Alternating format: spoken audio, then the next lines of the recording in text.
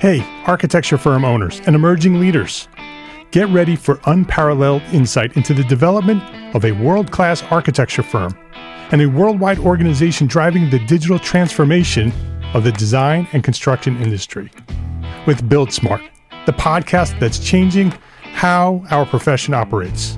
We share the incredible stories behind innovation in the building industry with my friend and co-host, Patrick McLeamy, FAIA, former CEO of the international architecture firm, HOK. You know, Yamasaki's office or firm lasted during his lifetime. And when he passed away, I think that was the end of the Yamasaki office. Helmut did not want that. He wanted a firm that would live out and grow beyond the founders. In Season 1, discover the untold stories behind HOK's meteoric rise, from 150 employees in St. Louis to a powerhouse with over 1,900 staff members and 27 offices worldwide. You know, they weren't as polite as the Kojima people. That was just boom. And anytime you have a creditor, whether it's Kojima or the bank, that wants their money, unless you can raise money someplace else, you are out of business. Bankrupt. And hold on tight for Season 2, where Patrick takes us on a new adventure as chairman of Building Smart International, shaping the future of digital transformation in the design, construction, and operation of built assets. Ian Howell, Ken Harold, and I, Ken was my technical representative from HOK. The three of us took a tour of Europe of 5 cities in 5 days.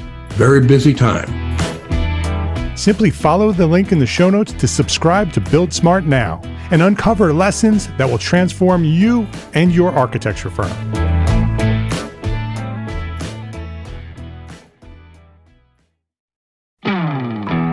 Hey, architecture firm owners and emerging leaders. Get ready for unparalleled insight into the development of a world-class architecture firm and a worldwide organization driving the digital transformation of the design and construction industry. With Build Smart, the podcast that's changing how our profession operates. We share the incredible stories behind innovation in the building industry with my friend and co-host, Patrick McLeamy, FAIA, former CEO of the international architecture firm, HOK. You know, Yamasaki's office or firm lasted during his lifetime. And when he passed away, I think that was the end of the Yamasaki office. Helmut did not want that. He wanted a firm that would live out and grow beyond the founders. In Season 1, discover the untold stories behind HOK's meteoric rise, from 150 employees in St. Louis to a powerhouse with over 1,900 staff members and 27 offices worldwide. You know, they weren't as polite as the Kojima people. That was just boom. And anytime you have a creditor, whether it's Kojima or the bank, that wants their money, unless you can raise money someplace else, you are out of business. Bankrupt. And hold on tight for Season 2, where Patrick takes us on a new adventure as chairman of Building Smart International, shaping the future of digital transformation in the design, construction, and operation of built assets. Ian Howell, Ken Harold, and I, Ken was my technical representative from HOK. The three of us took a tour of Europe of 5 cities in 5 days. Very busy time. Simply follow the link in the show notes to subscribe to Build Smart now and uncover lessons that will transform you and your architecture firm.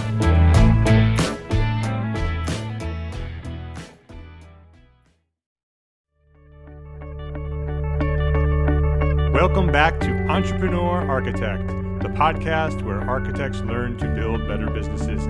My name is Mark R. LePage, and this, my friends, is episode number 10.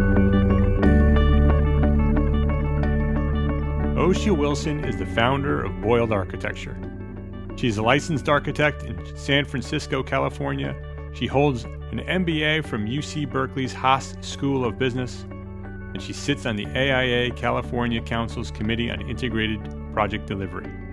She brings a no-nonsense approach to her work, believing that architects and builders should put their heads together to get the job done. That's the description that she has on her website at boiledarchitecture.com, and she's launched the firm with the intent of doing things very differently. she recognized while she was working with other firms that the traditional structure of an architectural firm is rather dysfunctional. And she structured her firm to be efficient, effective, and pretty flexible. And I have a very personal interest in what she's doing because Annmarie and I are in the process of planning some major structural changes to our own firm, Fivecat Studio. So I invited Oscia to come on the podcast today to explain to me and to everyone who's listening how she's structured her firm so we can all learn from her. So I'm going to let her do that, and let's get right into the conversation right now.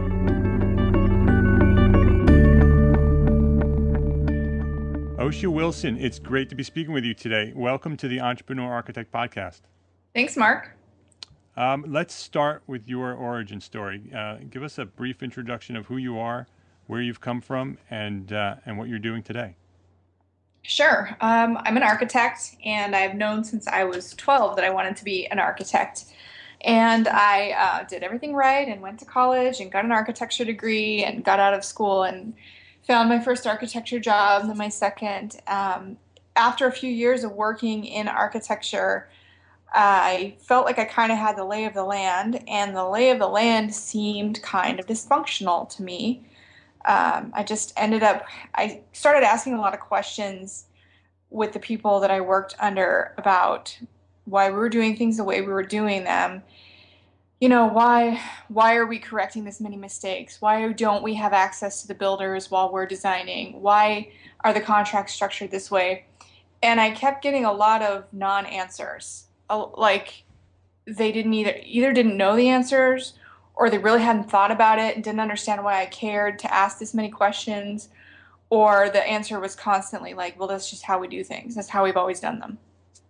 And that included the speed at which I was learning. I kept trying to understand more, what does it mean how do we do architecture?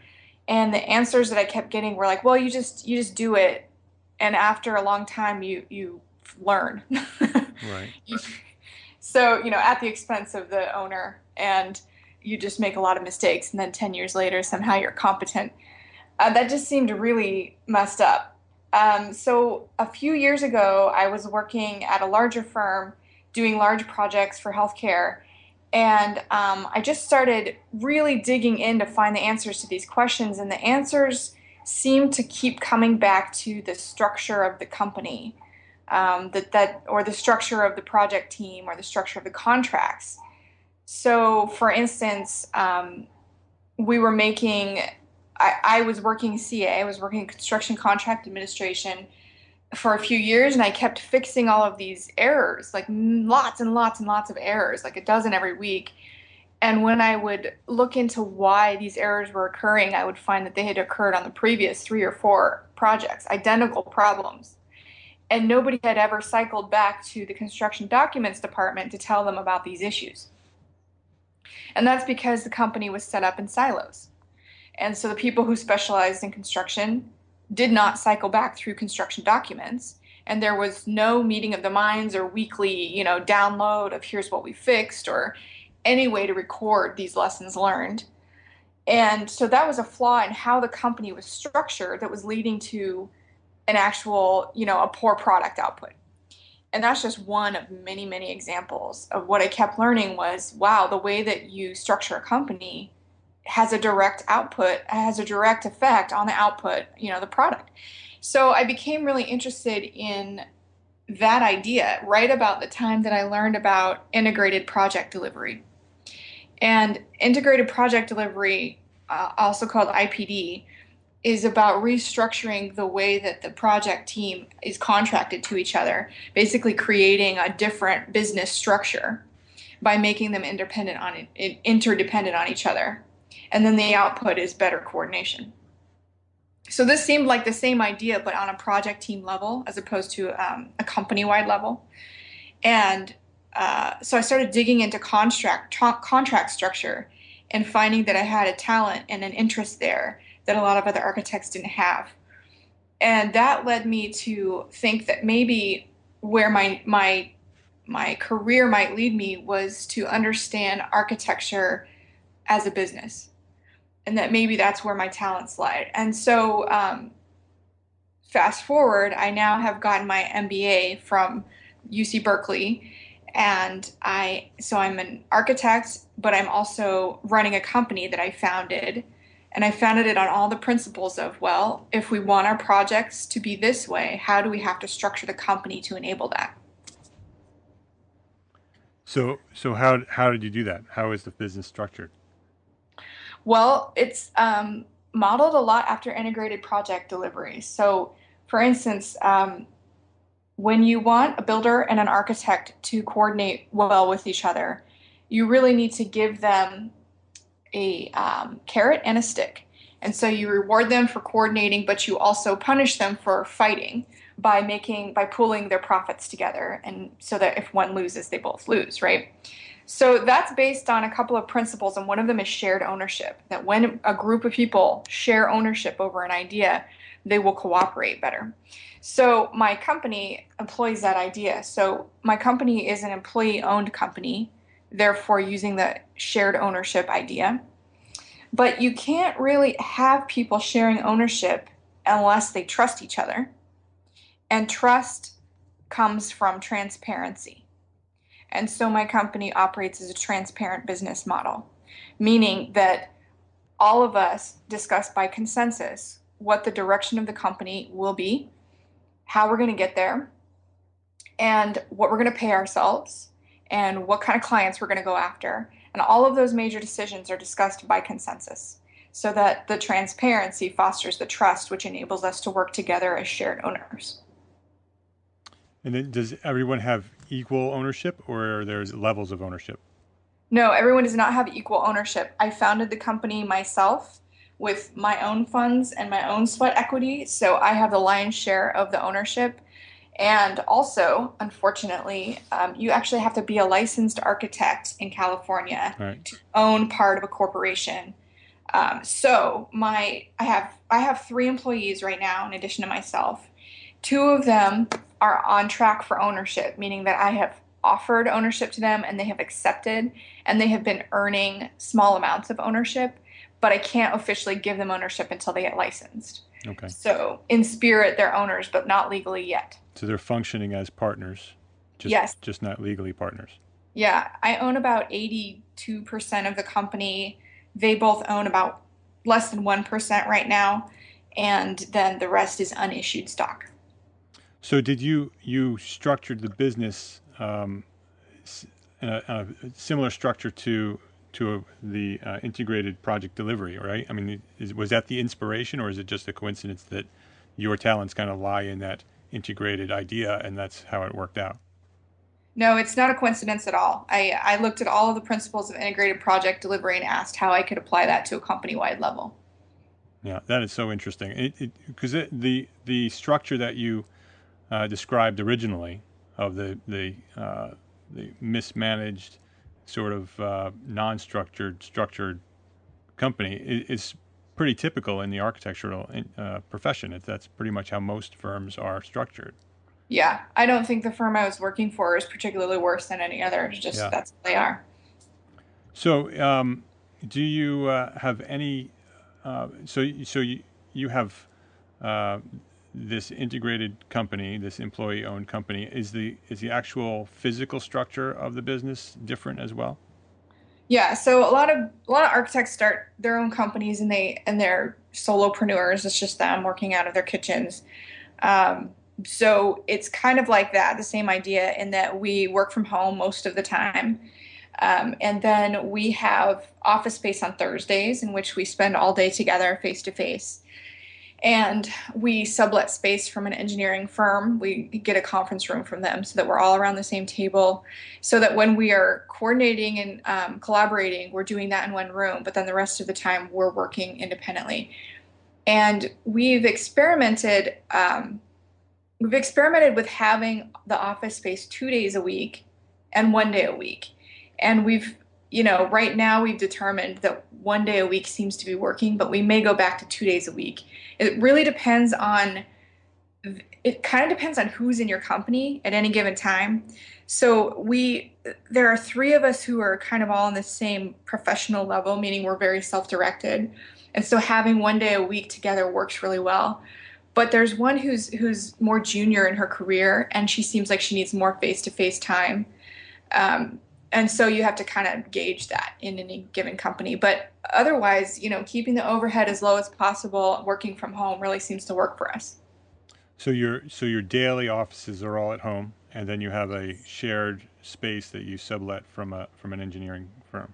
Yeah, and we use Skype and texting and GChat and all of that to keep in touch throughout the rest of the week. Yeah, so that was actually my next question is how do you how is the communication on a daily basis? How does that work?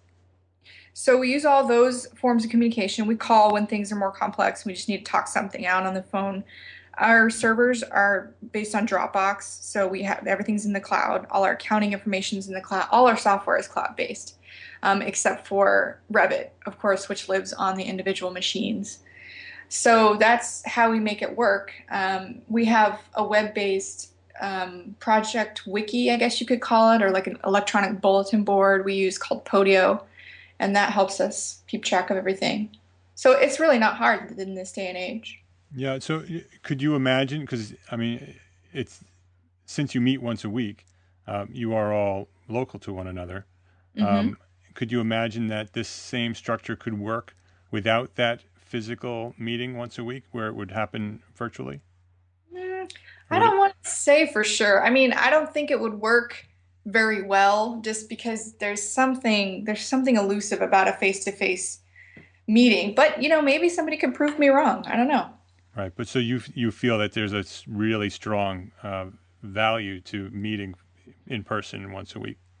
Yes. I also feel there's a very strong value in having plenty of alone time to work where you're not interrupted by other people too. Right, right. How do you work with, sort of the administrative end of things where, a typical office would have a receptionist and someone answering the telephone. How does that work for you? Sure. We use a service called Grasshopper. And so when people call our business line, there's a recorded voice that says, please press 1 for Oscia, or I think it's extension 700, 701 for Jeffrey, 702 for Oswald, whatever it is. And they have professional actors recording, so that you have a very professional greeting. You can have any greeting you want. So we use that instead of a receptionist. And so that's really the only other, well, what about like things like, I guess existing conditions and the actual meetings at the buildings would happen similar to your physical meetings. You would, just because you're local, you can all just meet at the site. Yeah, I mean, that is the thing about architecture is you're somewhat tethered to, you can only be as far away as you can drive to the job site. And, I thought that it was going to be maybe harder with potential clients wanting to meet at an office, but it just hasn't come up. I mean, seems like most of the time the client wants to meet on the job site or in their office to discuss it. Yeah, I think that's a great lesson to learn. Actually, when I opened my firm, Annmarie and I kind of, built out this 2,000 square feet of office space, designed a conference room, designed a reception room when it was just the two of us, and we had planned to grow into it, and we never grew into it, and we never had clients actually ever come to the office because we go to their projects, and so we spent a lot of money and a lot of time on something we never even used. So I think people who are considering starting their own firm, whether it's a physical office traditional structure or a an integrated structure like you're talking about, or virtual. Do you call it a virtual structure? What do you call that? A distributed model. Distributed model. There's one other thing too, and this depends highly on the area in which you're operating, but we also use a co-working space periodically. And so for people who don't know what that is, it's just a big shared office, and you can drop in whenever you feel like it, sit wherever there's space, and they have Wi-Fi and coffee and electricity and all that.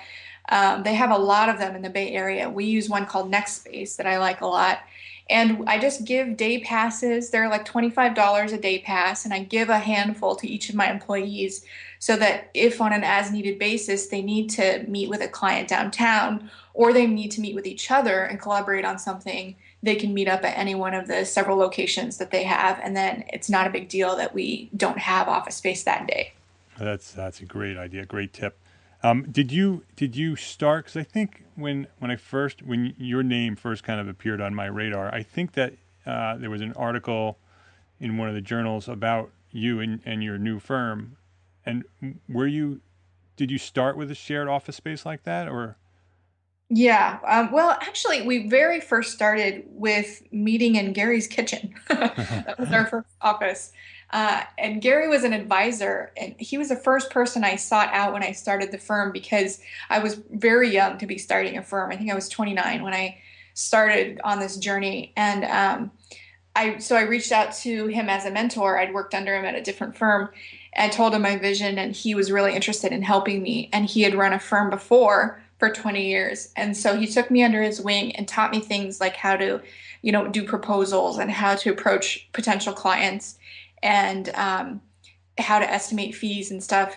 And we would meet in his office or his kitchen every Saturday for a long time. And then when we outgrew him because we got bigger and more experience, that's when we switched to the co-working space. Got it. And then so you met at the co-work. I mean, you worked on a daily basis at the co-working space originally, correct? Not daily. We still worked from home. Okay. But we met a couple times. And the challenge that we found, this is why we switched to getting subleasing a conference space from an engineering firm. The challenge for us was that, there were 4 of us or 3 of us some days, and we were all talking stuff out and like doing the consensus thing, which gets a little loud sometimes. Yeah. And here were all these coders with their headphones, like trying to write code, and it just wasn't working all that well. So we needed kind of a quieter space for those days. Yeah. Yeah. Interesting. I love what you're doing. I think it's the future of architecture firms. Even my firm, as the economy started to weaken, we shrunk. We didn't fire anybody, but people kind of along through the years moved on, and we didn't replace them. And so we've significantly shrunken the number of people working with us. And so and now we're getting busy again.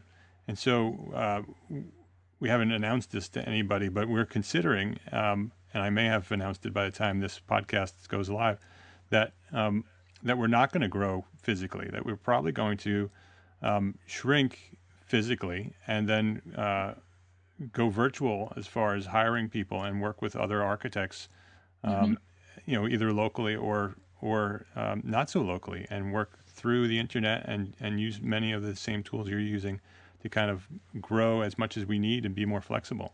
Yeah, there's a guy that I work with occasionally for BIM services when I get too busy. And he's not local. He's in Reading. And I think I met him once when I happened to be in Reading. But I've worked with him on and off for years, and he's very reliable. But, BIM services was one of those things that they don't need to physically be on site to do. Right.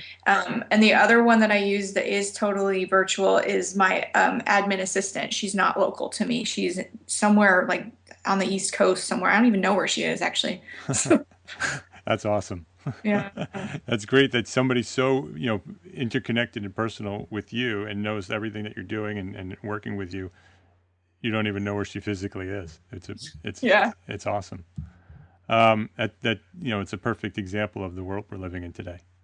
Yeah. So let's shift gears a little bit, because I want to also have a little bit of time to talk about your retreats. I know that you do a retreat for entrepreneurial women. Could you give me a little bit of history about those retreats and how they started and what your plans are for that? Yeah, sure. So when I was starting the company, I was in business school at the same time on nights and weekends, and I thought that I would find a nice community full of other people who are entrepreneurs, and I did not. What I found was that people who go to business school generally are not entrepreneurs. They are going to go work at Hewlett-Packard or Apple or wherever. So I did not find the kind of community there that I was hoping for. So then I looked elsewhere, and I thought for sure there would be lots of stuff for women entrepreneurs. And unfortunately, what I found was there's lots of stuff for women who are in the corporate world, meetings and meetup groups and support for people climbing the corporate ladder, who are women. And then there are also lots of things in my area, at least, for entrepreneurs, but only if you fit the Silicon Valley model of entrepreneurship, tech, high growth, venture funded. And if you didn't fit those, you were out on your own. They would tell you to go to Small Business Association, of course, which is useless. So I decided to make my own community, specifically women entrepreneurs. And so I gathered people, and I thought, well, I want to go on a retreat. That sounds like a really good way to dive into some of the issues, both practical and emotional, that come with starting a company as a woman. So I started an annual retreat for women entrepreneurs, and it's a weekend long. And I've done it 2 years in a row, and then we're going to do it again next year.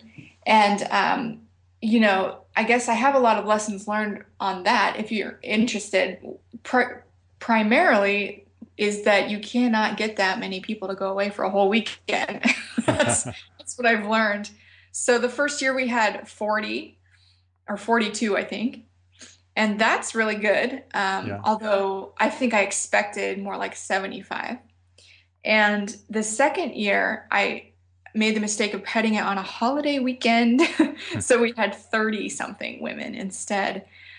So that's good to know, because the conversion rate on a retreat is much lower than it would be on some of the other events. And you said you do it for a weekend or a week? A weekend. A weekend. So a Saturday and Sunday? Yeah, it's Friday night, Saturday, and half of Sunday. Okay. And what type of facility are you using to do this? Well, we have it at Asilomar, which is this beautiful historic seaside resort in a nationally protected or a state protected coastal beach. And all of the buildings, well, there are a few modern buildings, but most of the buildings were designed by Julia Morgan, who's the first woman architect in California. So they're gorgeous. It's on the beach. It's beautiful. They have several conference rooms. We use one with lots and lots of windows and a big fireplace. So yeah, it's gorgeous. And how is the curriculum, for lack of a better word, structured? How does that work? We have 3 keynote speakers who are successful entrepreneurs, and they address the whole group throughout the weekend. And then in between the keynote speakers, we have workshops, which are given by the actual attendees. So it's a peer learning experience. And you'll get to choose, whatever workshops apply to you in your phase of learning at the moment. But what we've been doing, what we did this year, and we'll definitely be doing more of next year, is that we had a theme. So I started out the Friday night talk by giving an overview of structuring a business, which is helpful because then the people sitting through that overview see the parts that they're weak in, right? They say, okay, you know what, I'm pretty good at team management, but I guess I'm weak in this part. So I'll go to the workshops about that. So I give that overview and the theme of what we're going to be talking about for the weekend, and then that helps them follow through, and get something out of it in a thematic way throughout the whole weekend. The other thing is that by the end of it, all the attendees should have their own business model diagram of their own company filled out. And they do that while they're at the retreat? Yes. That's part of the process. Mm-hmm. And so how do you market it? How do people know about it? How do you get 40 people to show up? So most of the people who come because somebody they know told them about it. So I put the word out to all of the people that I know, and I do that through email. And then we have a Facebook group, and that I think there are close to 300 people who have liked the Facebook group. So that shows you then again about the conversion rate. And then we advertised on Facebook and got I think only 2 attendees from that, but the cost of the advertising was really low. So I think that was probably worth it. I also go in person to a lot of women's events, and I bring a stack of business cards with me when I go to that for the event, and then talk to women one-on-one. And that's the way that I find it makes it more personal, and that's how you get conversion. And what are your goals for the retreat, kind of long-term future? Well, my first goal is to get it to be financially viable. So the first 2 years ran a deficit. As you would expect that the first year, I'd hope the second year wasn't that way, but I think I've learned enough about how to do it that the third year should be in the black, which would be nice. Yeah. But my primary motivation was community. And as I have finished my business school, my master's degree, I have really found that I have a passion for sharing some of that knowledge with women who otherwise are not going to be able to get access to that formal business training, because there's a huge dearth of business understanding among women small business owners. So my long-term goal is to help empower those women who are running businesses, small businesses without formal training, so that they understand that all of this stuff is well within their reach. They're absolutely smart enough to understand how to run a business, how to structure it. And I think that's my bigger goal. Yeah, that sounds great. We're on similar tracks because my goals are the same for architects. Good. Yeah. We need to try to get the architects to understand they're in business. Yeah, and I wish I knew the exact statistic, but a lot of the small architecture firms are run by women, like disproportionately large number, actually. Yeah, there's a lot of sole proprietors who choose to be sole proprietors in order to kind of, integrate their life with their business, who are women. Yeah. This has been fantastic. Thanks for sharing your knowledge with both Boiled Architecture and the Retreat for Entrepreneurial Women. It's been very interesting. You're very welcome. Is there anything else you want to share? Any other ideas or tips that you want to kind of talk about? Yeah, I would recommend that everybody read this book called Financial Management for Design Professionals by Steve Wintner and Michael Tardif. And I can give you the link to that if that helps with your podcast. Sure. But it's a very short book, and it's for architects and engineers and planners. And I found it to be immensely helpful in helping me to understand the financial side of running this business. That is great. What I'll do is I'll get that from you later, and I'll put it on the show notes, and everybody can go to the show notes for your podcast, and all the links to that, as well as all the links to all the different tools that you talked about, will also be there. So, great. So we'll have that information. All right. Thanks, Mark. Okay. Well, thank you very much. Is there any specific place where we can have listeners contact you, either email or on Twitter or any other place where you'd like people to contact you and say thanks or have any questions? Yeah, I'll direct you to my website because it has all that contact info right on it. And it's boiledarchitecture.com. So boiled like boiling water, BOILED, architecture.com. And that reminds me of one more question. Where did the name Boiled Architecture come from? It is a play off of the phrase hard boiled. So sort of the opposite of the Black Cape architect who's pretentious and always, does things out of the budget. Love it. Love it. Well, thank you for being with me today. I appreciate it. You're very welcome. Bye, Mark. Bye-bye. So I don't know about you, but that, for me, was an awesome episode. I learned so much from Oscia. The things that Annmarie and I are planning, I spilled a little bit of the beans there in that episode on what we're doing. So we are in the process right now, as I record this, moving our studio from our large 2,000 square foot traditional studio based in Pleasantville, New York.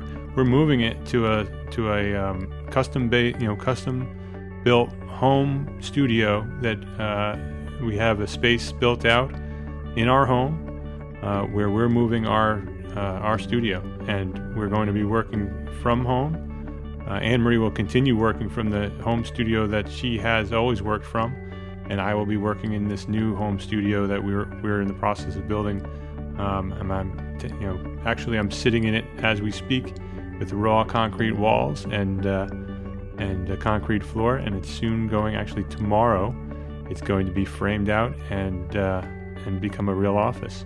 So I'm excited. I learned so much from Oscia. I thank her very much.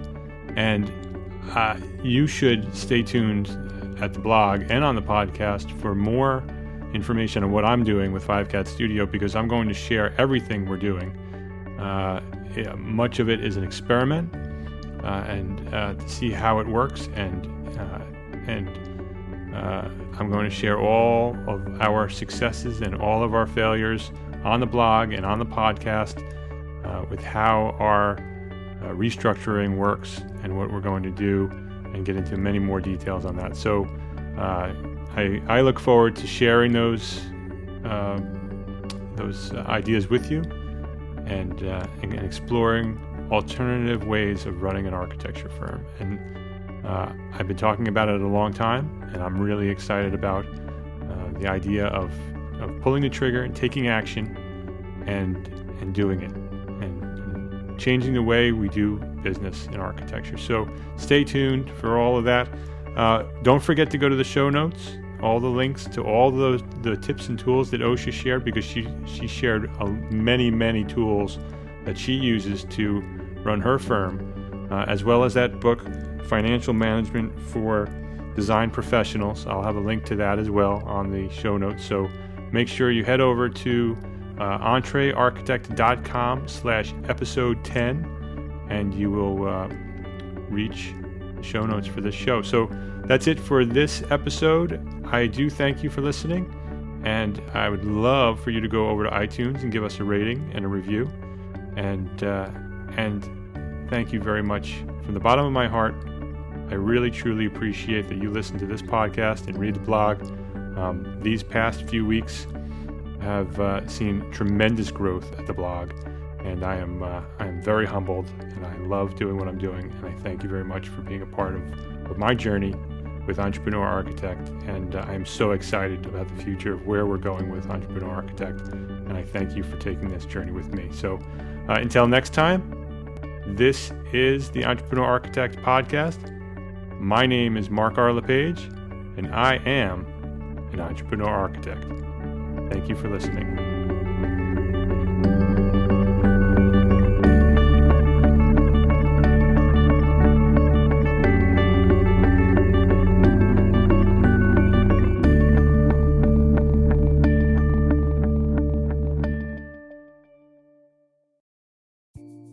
Imagine earning continuing education credits while doing exactly what you're doing right now.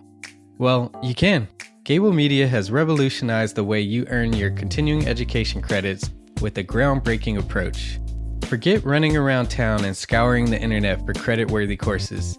Fulfill your CE requirements effortlessly by listening to engaging podcasts just like the one you're listening to now. Our podcasts are designed to educate, entertain, and inspire, all in a user-friendly environment. But wait, there's more. Architects, Gable Media is also approved as an AIA continuing education services provider. Upon completion, we handle everything, from reporting your hours directly to the AIA to storing your certificates in your personal Gable Media profile for your self-reporting needs. So follow the link in the show notes and start earning your credits in the most innovative and entertaining way possible with Gable Media. Attention architects and creative minds, get ready to supercharge your brand with Build Your Brand, the podcast that's unlocking the secrets of branding success for creatives. Hey there, it's Mark R. LePage, founder of Entre Architect, and I'm inviting you to join my friend, architect marketing expert Jeff Eccles at Build Your Brand podcast, where he explores the captivating stories of the world's top brands and transforms their lessons into powerful moves for small firm architects and creatives like you. In Season 1, Jeff shares the thrilling tale of Southwest Airlines, where he dissects their journey to the summit and distills it into strategies tailor-made for you. It's important to keep in mind that companies like Southwest compete in the real world, just like you, and face real-world challenges, just like you. You might be surprised at how similar those challenges are to the struggles that you grapple with on a day-to-day basis. Don't miss out on your blueprint for success. Subscribe, tune in, and let's build your brand together. You may have noticed that the very best brands in the world are also known for having somewhat unique corporate cultures. That's often the glue that holds everything together when they encounter those rough spots. We don't do it because it inconveniences the passengers to whom we are primarily dedicated, the short haul, frequent flyer. Follow the link in the show notes to subscribe to Build Your Brand today. Remember, no matter the size, the journey's the same. Your brand's journey to the top starts here.